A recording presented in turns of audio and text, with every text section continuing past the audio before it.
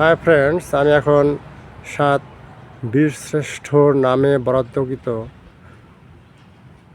স্মৃতিসৌধের সামনে দাঁড়িয়ে আছি।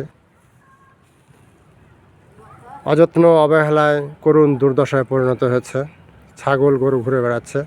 কর্তৃপক্ষ দৃষ্টি আকর্ষণ করছে ওনারা আরও বেশি যত্নশীল হবেন এবং এটা একটা বাউন্ডারি ওয়াল দিয়ে সেটাকে সুরক্ষিত রাখবেন যেন কোনো গরু ছাগল এখানে ঢুকতে না পারে। যদিও বীরশ্রেষ্ঠের সমাধি এখানে, তার কবর নেই, কবরটি আছে পাশে সোনাম মসজিদ চত্বরে।